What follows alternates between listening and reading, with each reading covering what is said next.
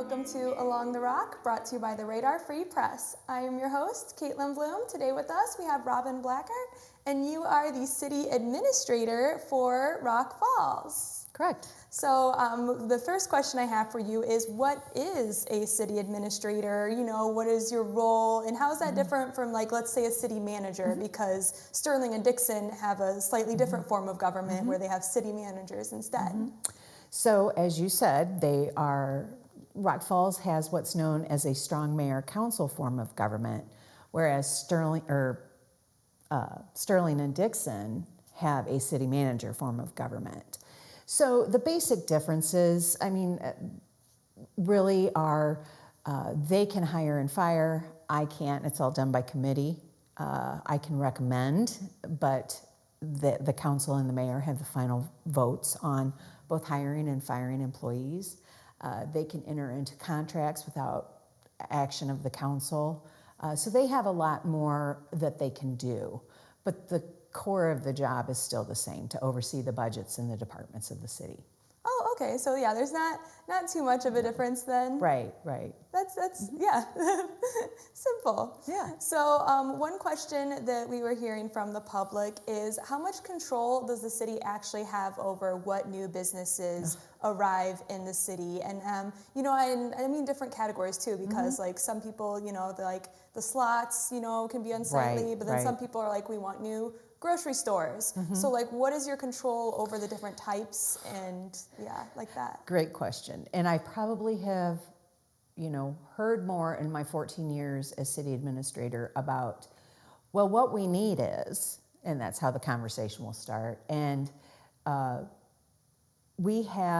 take grocery stores, for instance. Back 8 years ago, when Eric Gardini was still the city clerk, he and I worked very hard and had lots of communications with Hy-Vee.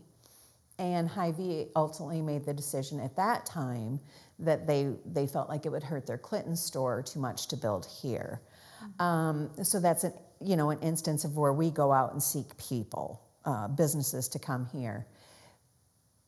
I have we need a Texas Roadhouse, or we need an Olive Garden or something like that. So in those instances, you look, we don't even meet the qualifications for those. A Texas Roadhouse is like 30 to 50,000 population.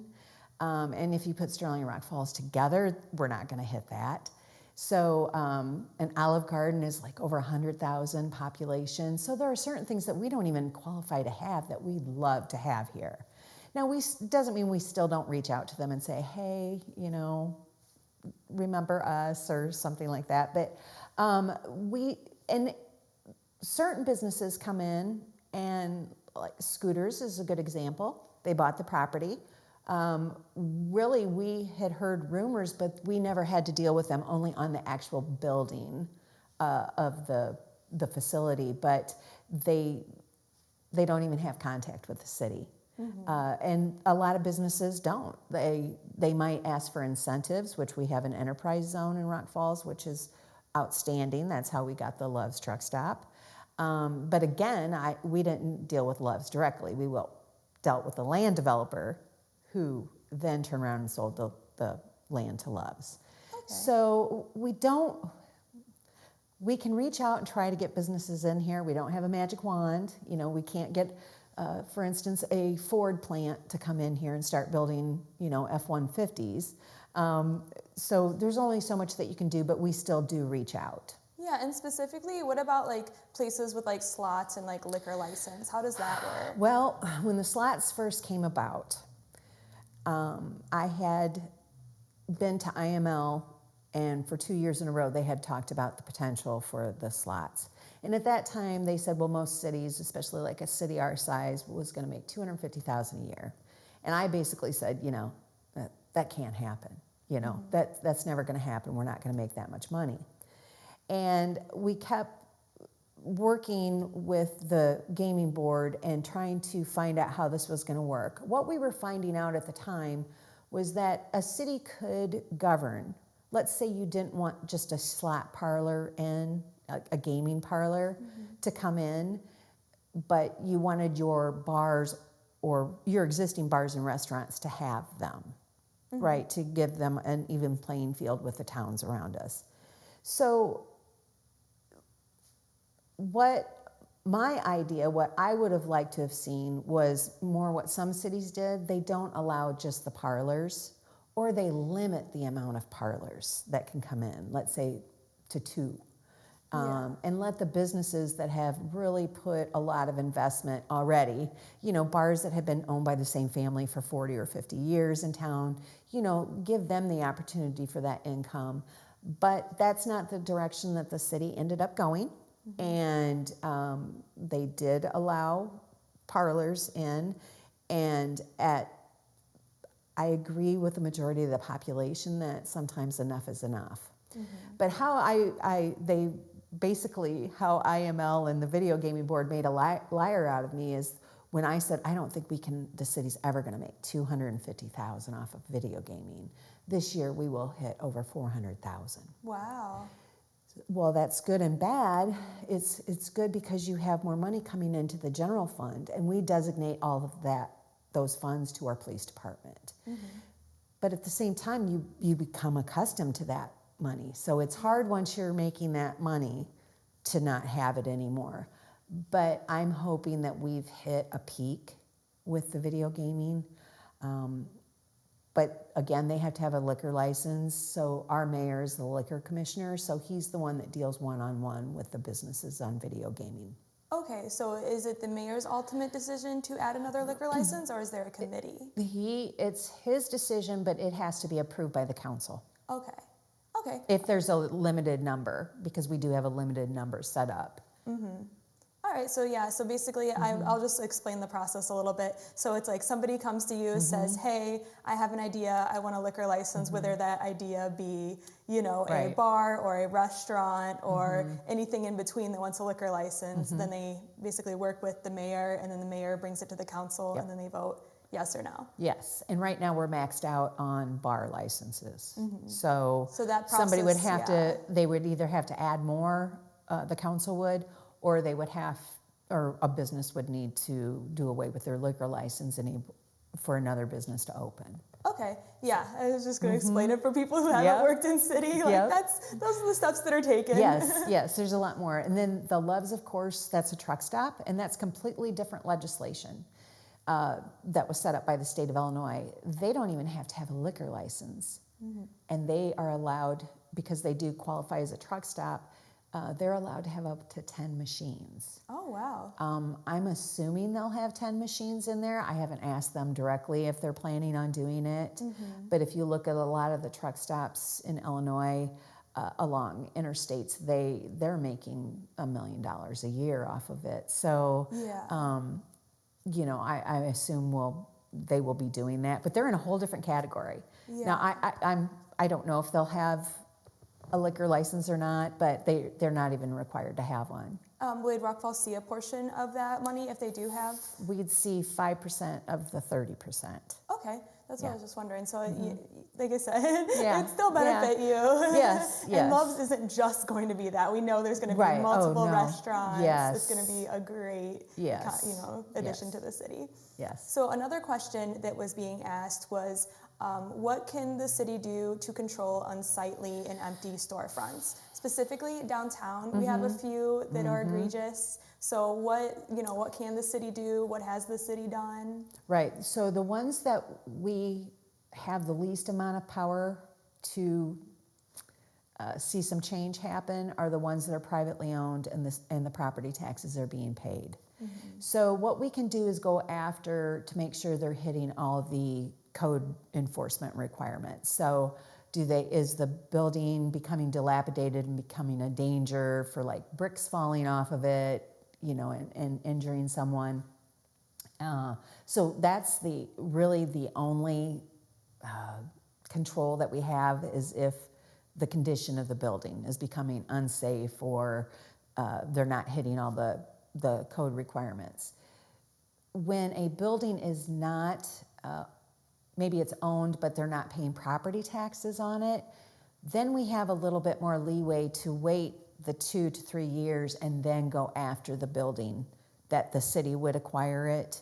whether it was able to be sold to someone who will do something with it, or whether it is in need of demolition. So all we can do is worry about the code requirements and making sure that they're meeting all of those. Yeah, otherwise your hands are very tied because it's private property. It's private property, and if they're paying the property taxes and doing all of that, there's not a lot of control that we have. Yeah.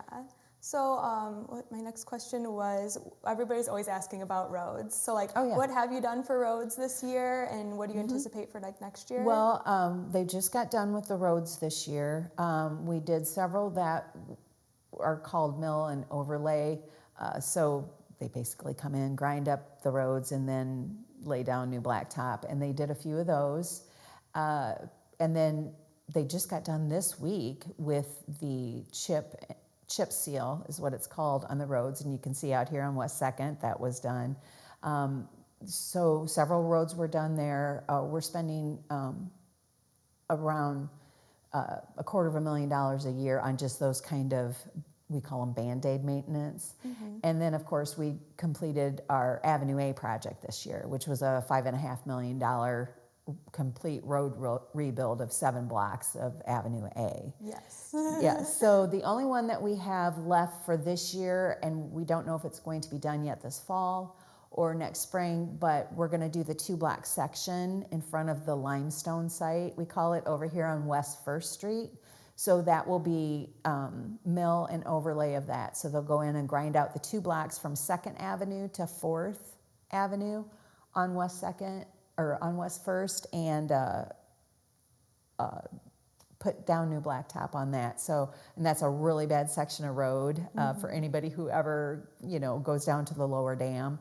So either this fall or next spring. Oh, okay. Yeah. So one thing that's really unique about Rock Falls is you guys own all of your utilities. That is very unique, especially for a municipality in general, but also for a municipality your size. So can you explain what difference that makes for Rock Falls versus Sterling and Dixon, but also what are the pros and cons for you guys for owning your own utilities? Okay, one of the pros is different times in history when either recessions and some severe have hit the city of Rock Falls. We have been able to maintain and not lay off people, things like that, where some cities who are mostly sales tax driven, and we saw that during COVID, I think too, when people weren't out shopping. Yeah.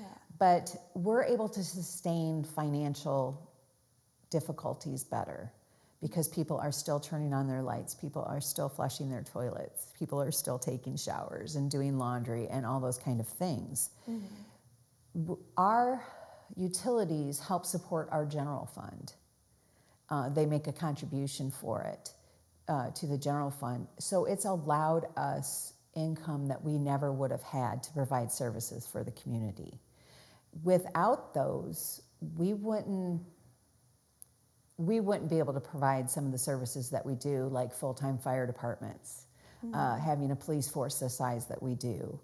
And so that's the biggest pro from our side. But I want to tell you, residents, and especially if they've never lived anywhere but Rock Falls, we have such a quick response, especially on the electric.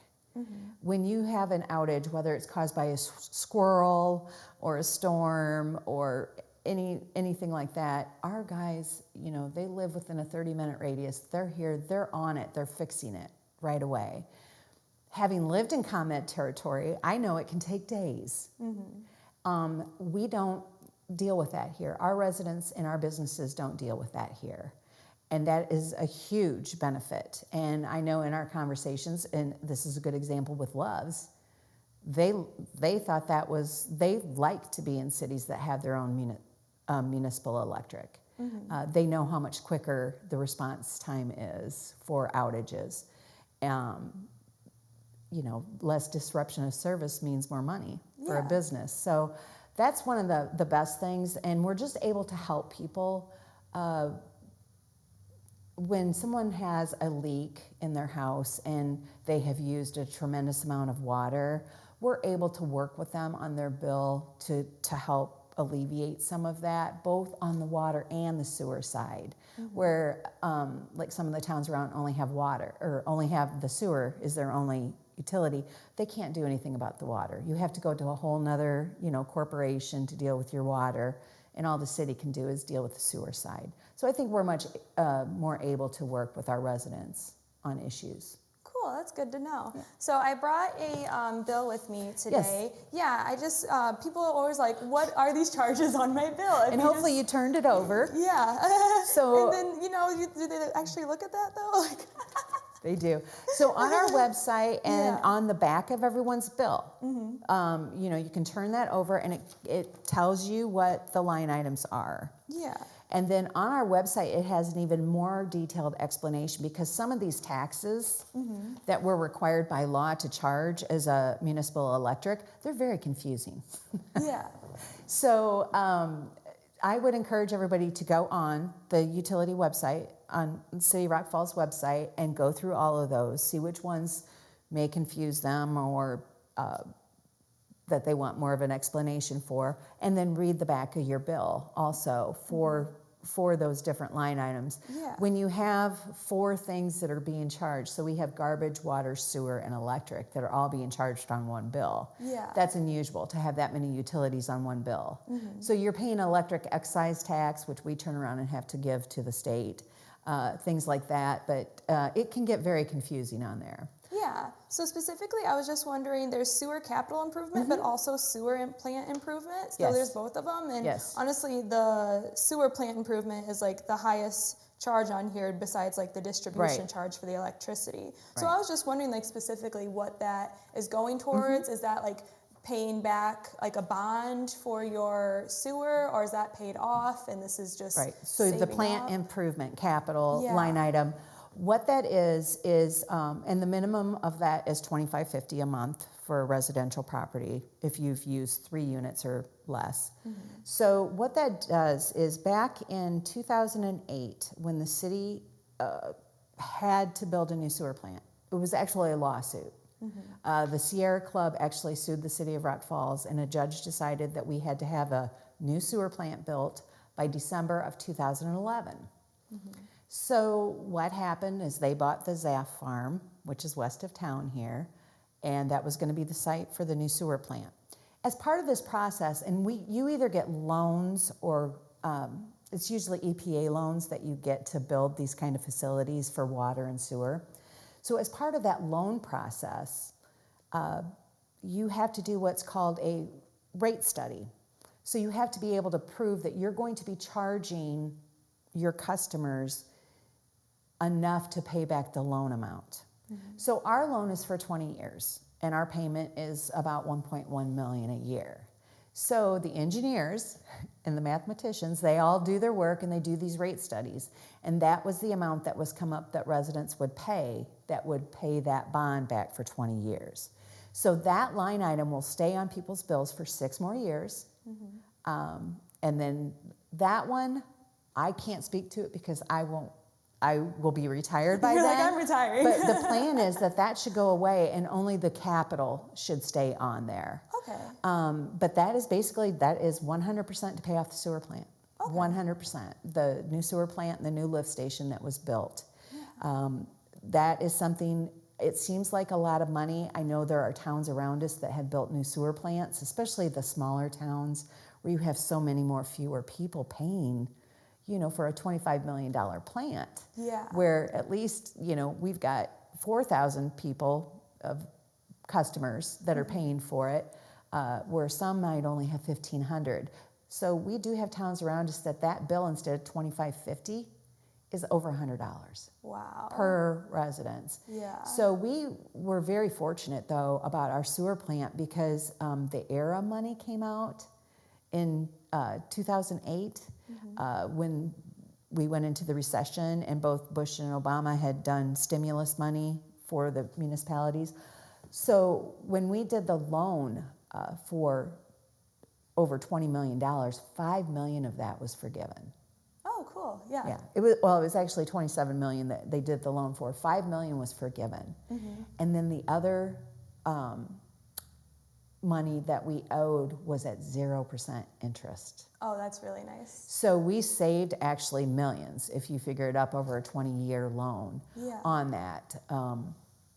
Yeah, just to account for inflation and Right. everything. So we actually got ours at a discount. It doesn't seem like, 22 million should be a discount, but it was a lot less than what the residents would have to be paying. So that makes sense. And we did go online. We met our deadline. We went online July 29th of 2011. So like I said, there was a court order that the city had to have the new plant operational by December of 2011. So what would happen right now if we were to say, okay, we're not going to charge that anymore? The EPA could come back and say, wait a minute, the deal was that you charge your residents that $25.50 a month, and that's what you make your bond payment with, or your, not bond payment, but your loan payment with. If we were to stop charging that and to try to figure out a different way to do it, they could actually call the loan due. Yeah, and then you have to pay, like so 15 million at once. Right. So right now, we're just going to plan on finishing out the next 6 years and paying that loan amount every year, and then the council will have to decide what they want to do at that time. Okay, cool. Thank you for explaining that, though. I think that's always been a question of people's. Yeah, and I think a lot of people don't realize that the sewer plant, that we were under court order to build a new sewer plant. And I don't think anybody misses having the sewer plant across from the high school. Yeah. I think that's a good thing, and it was good for the community to get that built outside of town. So. Yeah. Well, I have one final question for you. This question comes from Marshall Doan. Okay. Yeah, he was going to ask, what is your favorite color? We talked about that. He and I did. I think my favorite color has changed. When I was younger, it was like pink or purple, and I think now it's more like dark blue. Dark blue is a lovely color, especially with fall coming up. Yes. Well, I wanted to say thank you, Robbin, for being here with me today and talking to me. I learned a lot about Rock Falls, so it was really nice. Good. And of course, thank you to our listeners and to our production crew as well. Remember that the Radar Free Press is free, so we do rely on those likes, shares, and comments to keep us thriving. And if you want to see more videos like this, check out theradar.online.